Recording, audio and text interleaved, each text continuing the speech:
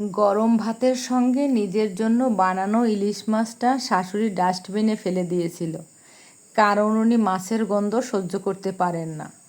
আর আমার স্বামী বলেছিল আমি নাকি ইচ্ছে করেই সবাইকে বিরক্ত করার জন্য মাছ রান্না করেছি। সেদিন রাতের খাবার টেবিল ছেড়ে আমি নিজের ঘরে চলে গিয়েছিলাম, কিন্তু পরদিন আমি যা করেছিলাম তাতে ওরা বারবার আফসোস করেছিল আগের রাতের আচরণের জন্য। রাতে খাবার টেবিলে হঠাৎ করে আমার স্বামী রায়হান চামচটা জোরে থালায় আঘাত করলো। ঢং করে একটা শব্দ হতেই সবাই চুপ হয়ে গেল। রায়হান ভুরু কুঁচকে আমার দিকে তাকিয়ে বলল, তুমি কি কিছুই বোঝো না? মাছ রান্না করতেই হবে। তুমি তো জানো আমার মা মাছের গন্ধ একদম সহ্য করতে পারে না। আমি তখন ওর বাটিতে ডাল তুলে দিচ্ছিলাম। হাতটা মাঝ আকাশেই থেমে গেল। শান্ত গলায় বললাম, টেবিলে 8টা পদ আছে রায়হান, সবার জন্য আলাদা আলাদা খাবার করেছি। সে ঠোঁট বাঁকিয়ে বলল, একটা পদ কম হলেই কি ক্ষতি হতো? এই বাড়িতে কেউ মাছ পছন্দ করে না, তারপরও তুমি জোর করে রান্না করেছো। কাকে বিরক্ত করতে চাও? আমি ওর চোখের দিকে তাকিয়ে বললাম, কাউকে না, আমি নিজের জন্য রান্না করেছি। অনেক দিন মাছ খাই না, আমার খুব ইচ্ছে করছিল। এতক্ষণ চুপ করে থাকা আমার শাশুড়ি সালেহা বেগম এমনভাবে তাকালেন যেন আমি টেবিলে খাবার না বিষ এনে রেখেছি। গলাটা শুকিয়ে গেল আমার, তবুও নিজেকে সামলে বললাম, আজ আমার জন্মদিন। বাবা বেঁচে থাকতে প্রতি জন্মদিনে আমাকে ইলিশ মাছ ভেজে খাওয়াতেন। সেই স্মৃতির জন্যই বানিয়েছি। কারো ভালো না লাগলে না খেতে হবে, টেবিলে তো অনেক কিছু আছে। রায়হানের মুখ আরও শক্ত হয়ে গেল। এই গন্ধওয়ালা জিনিসের দরকার কী ছিল? মুহূর্তেই বুকের ভেতরটা মোচড় দিয়ে উঠল। সারাদিন অফিস করে ফেরার পথে বাজারে গিয়েছিলাম, নিজ হাতে মাছ কিনেছি, ঘন্টার পর ঘন্টা দাঁড়িয়ে পরিষ্কার করেছি, মশলা বেটে রান্না করেছি, শুধু নিজের জন্য, শুধু একটা দিনের জন্য। কিন্তু তাদের চোখে সেটা যেন ভয়ঙ্কর অপরাধ।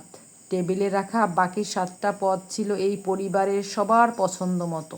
শাশুড়ির জন্য কম তেলে মশলায় সবজি, রায়হানের জন্য পেঁয়াজ ছাড়া মুরগির ঝোল, ননদ মেহেরিনের জন্য ঘি ছাড়া পোলাও। কেউ কী কী খেতে পছন্দ করে, কে কোনটা পছন্দ করে না, তা আমার মুখস্থ। 5 বছরে একদিনও ভুল করিনি। কিন্তু আমার পছন্দের একটা খাবারও কি এই বাড়িতে জায়গা পাবে না? হঠাৎ সালেহা বেগম চেয়ার ঠেলে উঠে দাঁড়ালেন। কোনো কথা না বলে মাছের প্লেটটা হাতে তুলে নিলেন। আমি সঙ্গে সঙ্গে উঠে বললাম, আম্মা, প্লেটটা নামিয়ে রাখুন। তিনি শুনলেন না, সোজা রান্নাঘরের দিকে চলে গেলেন। আমি পেছনে পেছনে গেলাম। আর পরের মুহূর্তেই আমার চোখের সামনে পুরো মাছটা ডাস্টবিনে উল্টে ফেললেন। মনে হলো কেউ আমার বুকের ভেতরটা ছিঁড়ে ফেলল। আমি নিঃশ্বাস নিতে ভুলে গেলাম। ননদ মেহেরির নাক চেপে ধরে হেসে বলল, কী ভাবি, এখন কাঁদবেন নাকি? 5 বছর হয়ে গেছে এ বাড়িতে এসেছেন, তারপরও গ্রামের বাড়ির অভ্যাসগুলো ছাড়তে পারলেন না? কথাগুলো কানে ঢুকতেই মাথার ভেতর ঝাঁঝালো শব্দ উঠল। আমি কিছু বলতে যাচ্ছিলাম, কিন্তু তখনই মনে পড়ল 5 বছর আগের একটা দিন।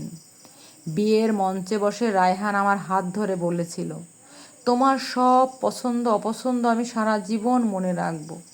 সেই মানুষটাই আজ আমার দিকে তাকিয়ে আছে বিরক্ত নিয়ে। 5 বছরে আমি এই পরিবারের প্রত্যেকটা মানুষের যত্ন নিয়েছি। কেউ অসুস্থ হলে রাত জেগে থেকেছি, কার কি খেতে ভালো লাগে কি লাগে না সব মাথায় রেখেছি। কিন্তু আমার কথা, আমার পছন্দ, আমার জন্মদিন কাউকে কি একবারও মনে করিয়ে দিতে হয়েছে? নাদিয়া, রায়হানের কণ্ঠে ধমক। আমি তাকালাম। সে আঙুল দিয়ে টেবিল চাপড়ে বলল, নাটক হয়েছে অনেক। কাল মেহেরিনের বরের পরিবার আসবে। আমি চাই না কেউ তোমার এই মুখ দেখে অস্বস্তি বোধ করুক। আজ রাতেই রান্নাঘর গুছিয়ে ফেলো, আর কাল সকালে বাজার থেকে সব কিছু নিয়ে আসবে। আমি ধীরে ধীরে অ্যাপ্রনটা খুলে চেয়ারের পেছনে রাখলাম। তারপর শান্ত গলায় বললাম, তোমরা নিজেরাই বাজার করবে। ঘরের ভেতর নিস্তব্ধ নেমে এলো। শাশুড়ি অবিশ্বাসের চোখে তাকালেন। কি বললে? আজ থেকে আমি এই বাড়িতে আর রান্না করব না। রায়হানের মুখ লাল হয়ে উঠল।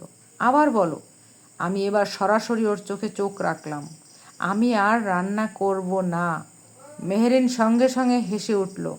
শুনেছেন ভাইয়া, ভাবি আমাদের খাবার দিয়ে ব্ল্যাকমেল করছে।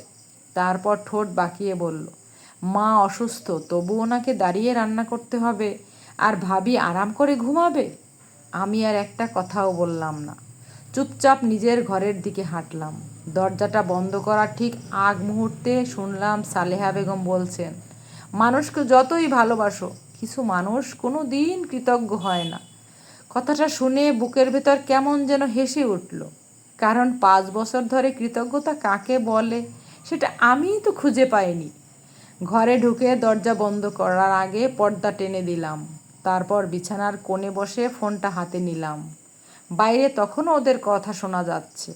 হঠাৎ রায়হানের কণ্ঠে ভেসে এলো, ওকে নিয়ে মাথা ঘামিও না, ওর বাবা মা কেউ বেঁচে নেই, যাওয়ার কোথাও জায়গা নেই, 2 দিন রাগ করবে, তারপর ঠিক হয়ে যাবে। কথাগুলো শুনে বুকের ভেতরটা হিম হয়ে গেল। তাহলে এটাই ওর ধারণা, আমার কোনো আশ্রয় নেই বলে আমি সব অপমান সহ্য করে যাব। চোখের কোণে পানি জমে উঠল, কিন্তু এবার কান্না এলো না, বরং ভেতরে ভেতরে একটা সিদ্ধান্ত শক্ত হয়ে উঠল। ফোনের কন্ট্রাস্ট লিস্ট খুঁজলাম, অনেকক্ষণ তাকিয়ে থেকে একটা নম্বরে কল দিলাম। ওপাশে কল রিসিভ হতেই আমি ধীরে ধীরে বললাম, আপনারা কাল সকালে চলে আসবেন, আমি রাজি। কথাটা বলেই ফোন কেটে দিলাম। ঘরটা অন্ধকার হয়েছিল, আর আমার বুকের ভেতর জমে থাকা অপমান, কষ্ট আর অভিমান মিলে একটা ঝড় তৈরি করছিল। আমি কখনো চাইনি এমন সিদ্ধান্ত নিতে, কিন্তু ওরা আমাকে সেই জায়গায় ঠেলে দিয়েছে। আর পরদিন আমি যা করেছিলাম সেটার জন্য ওরা বারবার আফসোস করেছিল।